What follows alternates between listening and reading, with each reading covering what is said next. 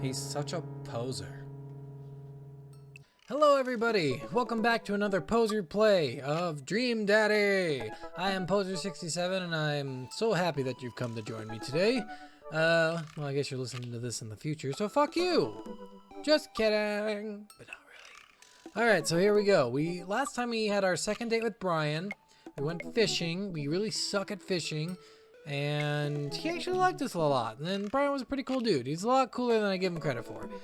So now, we have done everyone but Robert. So now, Robert was the one who propositioned us in like the first or second episode. Robert was like, hey, you wanna fuck? And we were like, nope.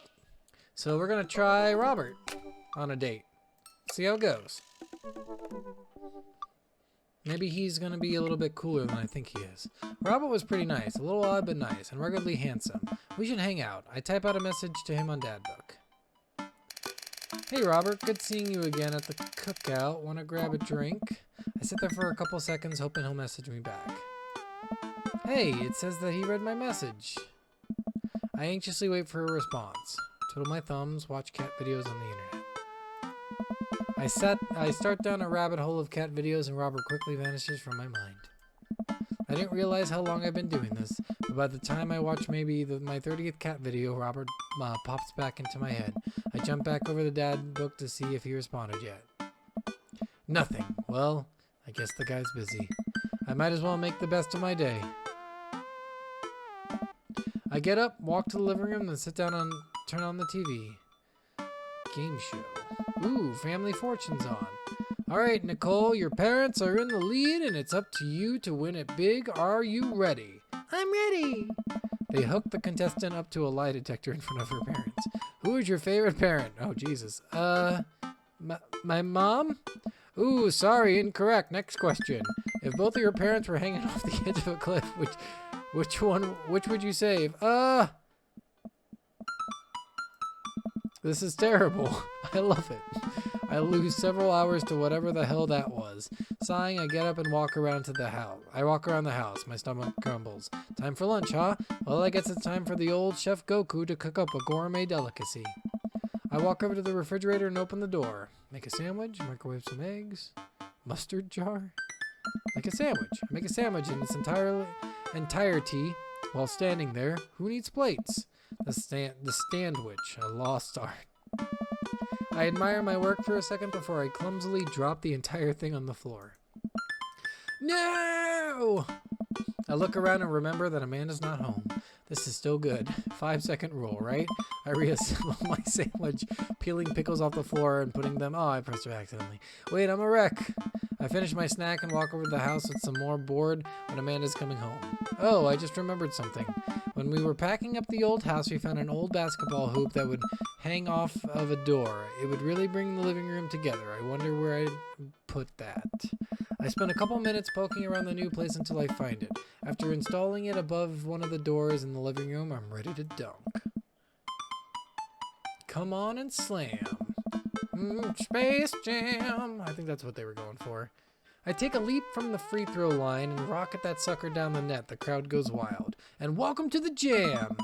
I pull up from the three-point line, breaking the ankles and sinking a fadeaway. And I forgot the rest of the words to the song. No look behind the back hook shot. Everyone's on their feet. Something Space Jam. I managed to just barely defeat myself at horse before Amanda comes home. Then we cook dinner together. We're proud of ourselves for not even coming close to burning down the house. Afterward, Amanda and I dig into a carton of ice cream over an episode of Chopped Toddler Tournament.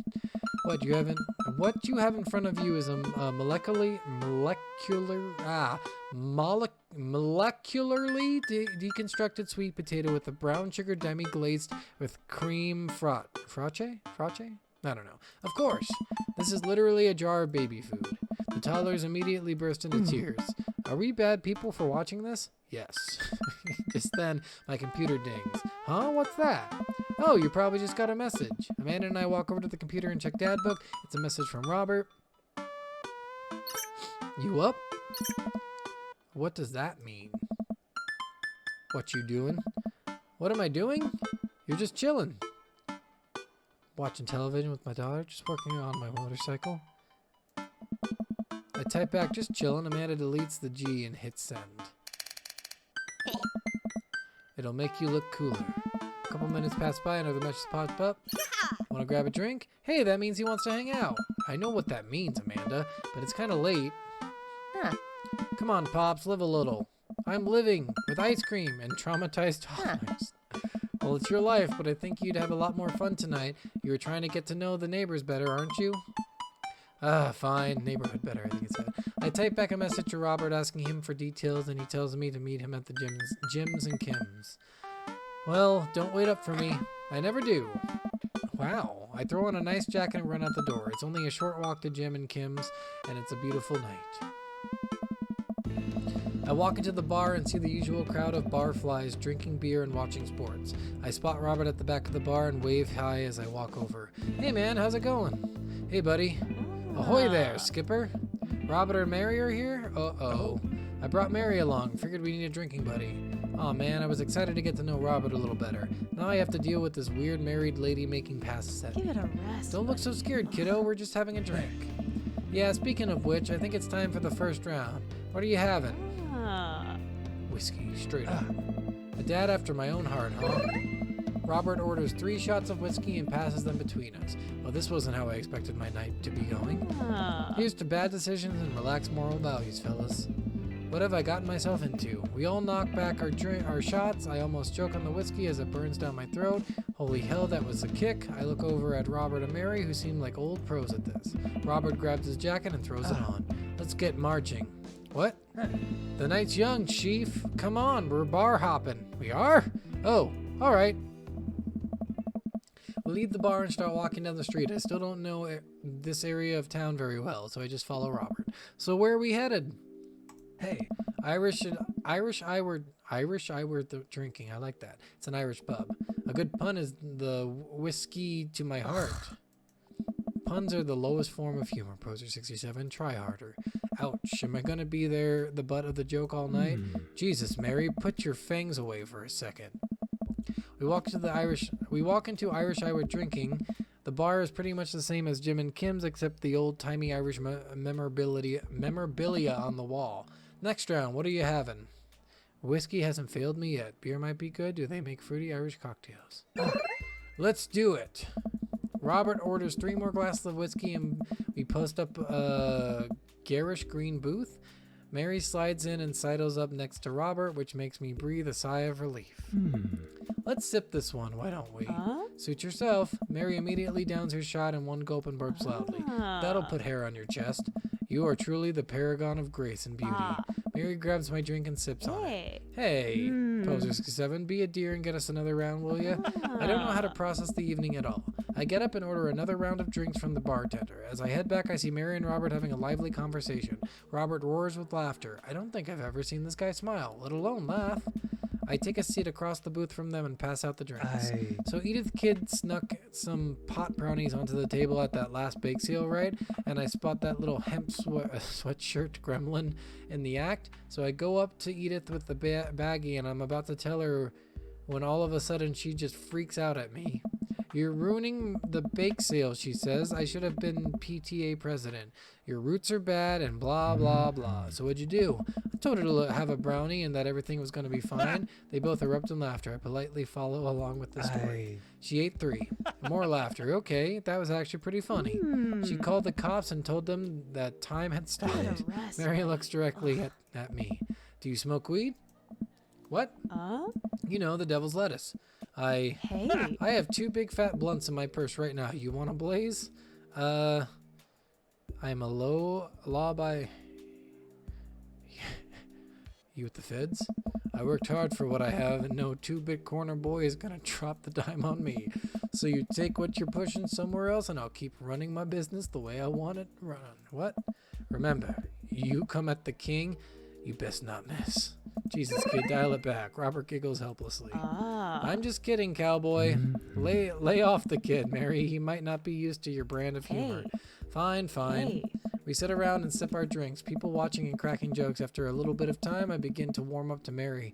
Her jokes become much funnier and much less scary.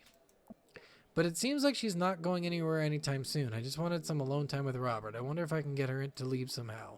Isn't Joseph wondering where you are? Lots of eligible bachelors around here, huh? Could you get the next round? You trying to ditch me, pal? No. Because if you're trying to ditch me, you can just tell me to scram. No, it's fine, Poser67. Poser67 wants alone time with his new best buddy, Robert. Read you loud and clear. The wingman breaks formation to pursue the prey. Now, if you fellas will excuse me, Mary needs to sink her teeth into a helpless boy. Oh, damn it. I should have, go with God. Nice seeing you. Come on. Deuces, nerds. Okay. Mary gets up and saunters over to a younger-looking guy at the bar. She grows on you. Does she, though? I feel like she kind of delights in making men suffer. Well, she does. But what about her and Joseph? What about them? You know, they're married. And she definitely tried to get in my pants the other night, and I gestured to her across the bar where she's making goo-goo eyes at the young guy from before. He looks like he's being held hostage. Oh, that's just a thing she does. She's harmless. Tell that to the boy she's hanging off of. Poor kid looks like he's seen war. Robert lets out a hearty laugh. Hey, I got him to laugh. Oh man, you know I pegged you for one of those straight-laced types. Oh, don't worry. I got pretty wild back in my day. Still, got a little wild in you. There's so much wild in me. I have a child I need to care for. I get so wild, I've got a whole safari in here. Just really wild all the time. Uh-huh. Robert orders a couple more rounds of shots. I gulp. What am I getting myself into? Think you can go shot for shot?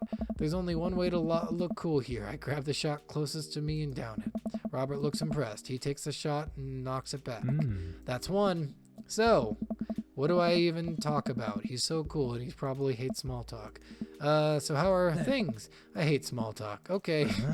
Too many people, and this isn't necessarily you, but too many people think that they have to fill the dead air with some noise. Personally, I think they're afraid of the silence, or they're afraid of what the other person is going to think of the silence. If you want some unsolicited advice, just learn to be comfortable with the silence, or with silence. Nothing wrong with two people sitting in silence and drinking whiskey. Oh, all right. Robert and I sit in silence and drink whiskey. I take in the rest of the bar. Patrons laughing, playing darts, spilling beer. Mary giving the hard sell to that young man. The young man's pretending he got a phone call from one of his friends. Maybe silence is nice sometimes. So, you ever kill a man? Oh, fuck. Choke up my drink. Excuse me? You know, watch the life drain from someone's eyes. It's not just their life, you know. It's their hopes and dreams draining away. Every memory and experience they've ever had. Gone.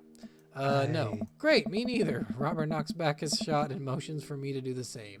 I reciprocate. I'm just messing with you. Relax. I laugh nervously. Or am I? I laugh nervously again. We sip more whiskey and people watch some more. Mary has her sights set on another man after the other one excused himself to the bathroom and I assume crawled out the window. Gosh, this whiskey's hitting me hard. You betcha. Robert gets up out of the booth, shouldering his jacket. Let's roll. Sorry, whiskey inside voices. Let's roll. Wait, what about Mary? Brother, Mary is gonna be just fine. I look over at Mary, who's lying on the bar in front of some poor sap. She's singing happy birthday to him while he insists that it's not his birthday. We make our way out of the bar and back onto the street. I'm trying my hardest not to stumble, but man, that sidewalk is just coming right at me. I hope Robert doesn't notice me tripping over my own feet like this is the first time I've ever been drunk. Where to? You'll see. Okay. I follow Robert through the street lamp spotlights until we eventually... Through the street lamp spotlight? What's that song? I feel like I know that song. Is that Tiny Dancer? The blue jean baby. Oh, man. I don't remember. I follow Robert through street lamp spotlights until we eventually arrive at the rundown strip mall. There's a beauty salon, a sex shop, a computer repair store that looks like it's been closed for 10 years, and finally a liquor store. Wait here, I'll be right back. He's getting more liquor? Jesus. After a minute, Robert returns with 2 wine bottles in brown paper bags. He hands one of them to me. Cheers. He sits on the curb and drinks. He motions for me to do the same. This is really not where I expected the night to go. I take a sip. White Zinfandel? What? Nothing. I just wasn't expecting. It is delicious, fruity, and refreshing. Don't judge me. I start to say something, think of his lecture about valuing silence earlier, and stop. I sip on my wine and watch cars drive by. Let's throw rocket shit. What? Robert suddenly hurls a rock at a stop sign. The ding echoes throughout the empty parking lot. That felt good. He presses a stone into my free hand. Now you try. I don't know. With feeling. I look at the rock in my hand and I look at the stop sign. Back at the rock, back at the stop sign. I know what has to be done. Got a problem with authority. This one's for you, Pappy. I got a problem with authority. I roll the rock at the sign. Sails over the stop sign, ran into the window of our car, leaving a crack. Dude, run! I leap up and dart into the nearest alley, wine in hand. I can hear Robert's footsteps behind me. After I'm sure I'm far enough away from the cracked window that I am no longer culpable for this heinous crime, I stop to catch my breath. Maybe we strike rock throwing from the to-do list. Agreed. Suddenly, my stomach growls. Oh man, I am starving. Let's get pizza. I can't argue with that. Where's good around here? What's good around here? Actually, I don't even care if it's good. Just needs to be edible and in my mouth in the next 5 minutes. I know just the place. I follow Robert through a maze of alleys and side streets until we eventually end up in front of a tiny hole-in-the-wall pizza joint. The bright red neon sign reads, Pete's piece of pizza, I think it was. Pete's Pizza's Pizza. God, that's so annoying. Ta-da! I can see a few exhausted-looking workers behind the counter tossing dough and pulling piping hot pizzas right out from the stone ovens. My stomach rumbles again. We go up to the counter and get ready to order. Can I get 2 slices of Hawaiian pizza? Oh wait, Poser, you're cool with pineapple on your pizza, right? Of course. We wait a minute for our pizza to come out of the oven. I'm practically drooling at the smell. The cashier hands us each a giant slice on a paper plate so saturated with grease that I'm worried it will fall apart. We take our pizzas outside and wander through the alleyways as we eat. I take a bite. It's absolutely delicious. Pineapple is truly the best pizza topping. You said it. You sure said it, life partner. Man, I feel way better now. You and me both. We hear noises coming from a slightly ajar door in the alleyway. Robert looks at me excitedly. We got any more of that wild in ya? You betcha. I love my daughter and I should go home to make sure that she's alright. Good on ya. Robin and I slide the door open and peek inside. It's completely dark except for some flickering light. We slowly creep forward, cautious not to be heard or seen. Shh. Don't shush me so loud. Shh. We come to the end of the hallway and find ourselves standing in front of a movie screen. Oh, this suddenly makes sense. Did we really just sneak into a movie theater like a couple of teenagers? No talking during the movie. We look into the audience and are surprised to find that it's almost completely empty, save for a row of few teenagers in the front row. They look annoyed when they notice us. Robert starts making his way to the very back of the theater, and I follow him. We settle in with our wine and try to make sense of this movie. It's a romantic comedy, I think. A young man is frantically trying to get through New York to find the woman that he's finally realized he's in love with. Kiss already! There's nobody to kiss yet. You want him to kiss the taxi driver? Hell yeah! The kids down the way notice us heckling. One of them speaks up. Hey man, keep it down. Oh damn, that's Ernest Hemingway, Hugo's kid. Ernest! Hey Ernest, I know you. It's me, your neighbor. Hi. Ernest turns back around embarrassed. I turn back to Robert. He kiss anyone yet? It turns out that yes, he did kiss someone. He made his way out to the tiny island near New York to profess his love for a woman who for some reason he knew would be there. She tells him that they hit the jackpot. He said that they had, but I think there was some subtext I'm missing here. Boo, love is dead. Shut up, it's beautiful. No, you shut up. Ernest grumbles. The credits start to roll. I stand up. Robert immediately pulls me back down. Hundreds of people worked very hard to make this film happen, and you're going to sit here and appreciate them. Okay. Look at that. Elizabeth Shelton, she worked really hard. I bet she did lots of good, wardrobe design. Thank you, Elizabeth Shelton, for this beautiful film-going experience. And Peter Anders, catering, fed a bunch of people so that they could have the energy to do their jobs. What a guy. We let the credits roll while Robert individually thanks every member of the crew. Once it's finally over and he makes sure no animals were harmed in the making of this film, we leave the movie theater. We stumble into the theater parking lot, polishing off the rest of our wine. Hey assholes, out of nowhere a rock flies through the air and hits me on the knee. My knee, what the hell? Ernest and his friends stand in the alleyway, blocking our exit. Oh, what do you guys want? Why'd you go and throw a rock at my knee? This is my good knee. My orthopedist is gonna be pissed. Ernest tosses another rock up and down in his hand. What's wrong with this kid? You ruined my theater going experience. Now you have to pay. Oh, well, I don't have any cash on me right now, and movies got really expensive. Ernest hucks another rock at my other knee. I'm able to jump out of the way, but I didn't properly stretch before physical activity, and I'm probably gonna feel super sore in the morning. We ruined it for you? That movie was pretty crappy in the first place. Hey, you take that back. That was a beautiful love story with really genuine acting. What the fuck? You called that good acting? What classicist mainstream slop have you been served your entire life? What? Huh? Have you ever seen any Michael Powell, A Matter of Life and Death, 1946? Easily the toughest 5 minutes of love you'll ever witness. Listen, man. No, you listen. That popcorn-ass drivel the mass media is shoving down your throat will only make you dumber and sadder. You of all people should strive for a higher standard in your art, in the art you consume. Your name is Ernest Hemingway, for Christ's sakes. Oh, no way. No, now you've done it. Ernest rushes Robert, screaming like a banshee. Ah! I dive between Ernest and Robert, trying to stop the kid. He lunges forward, kicking me as hard as he can in the knee. Fuck my knee. Jesus. Robert gets in between Ernest and myself. It's as if he's seeing red. Fuck, my fucking knee hurts. All right, buddy. Talk like a punk, get hit like a punk. Robert squares into his boxer stance. Queensbury rules. 3-minute rounds with 1 minute rest in between. No low blows, fish hooks, grabs, or high blows. What? And don't even think about pulling an illegal turnstile. That's an automatic deduction of 3 points. You'll have to designate a second if you're unable to fulfill your role as main duelist. One of your friends over there looks like he has enough youthful vivacity to handle it. Hey man, I don't want to get dragged into this. That movie sucked. It's too late. You two are bloodbound. If he dies, you die. Excuse me? Sorry, I don't make the rules. Talk to Queensberry. Jesus.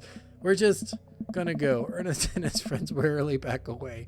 Robert calls after them. The Queensberry Association will hear about this and consume better content. Once the teen safely out of the year, Robert turns to me. Were you able to actually fight that kid? Are you kidding me? I would have never hit a child. That would be despicable.